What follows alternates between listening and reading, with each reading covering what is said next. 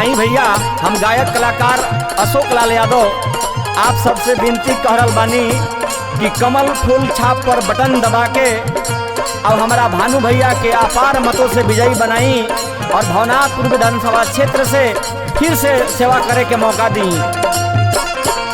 कमल फूल निशानावा पर बटन दबैहा हमारा भानु भैया के। कमल फूल निशानावा पर बटन दबैहा हमारा भानु भैया के। हाँ भानु भैया के तो फिर से विजयी हो बनैहा हमारा भानु भैया के। तो फिर से विजयी हो बनैहा हमारा भानु भैया के।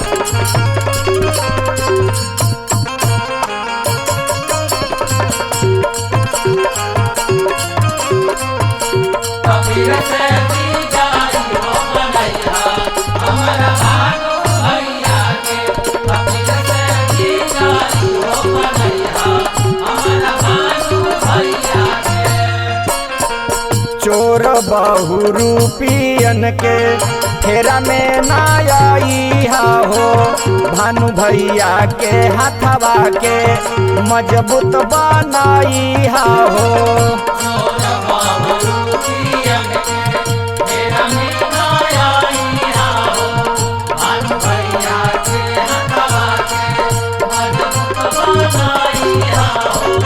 घरवा के बेटा बाड़े सबके चाहेता हो इनका जैसन मिली नहीं खोजलो बनेता हो।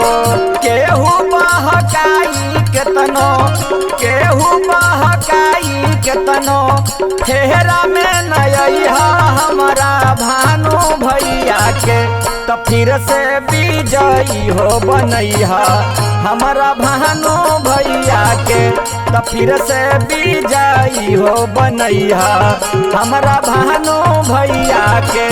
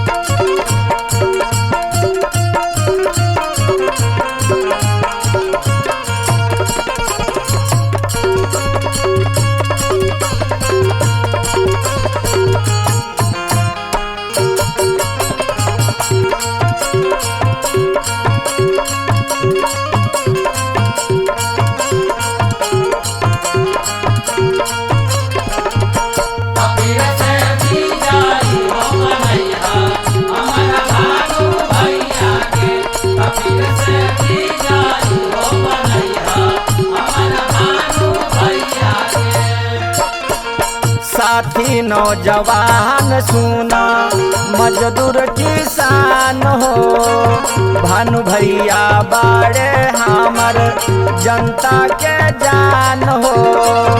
साथी नौजवान सुना मजदूर किसान हो भानु भैया बाड़े हमर जनता के जान हो। चाचा चाची भाई बहिन बतली मान हो भानु भैया पर तू करिहा फिर से एहसान हो। फिर से विरोधियन के करी खा लगैहा हमारा भानु भैया के। तो फिर से विजयी हो बनैहा हमारा भानु भैया के। तो फिर से विजयी हो बनैहा हमारा भानु भैया के। तो फिर से विजयी हो बनैहा हमारा भानु भैया के। तो फिर से हमारा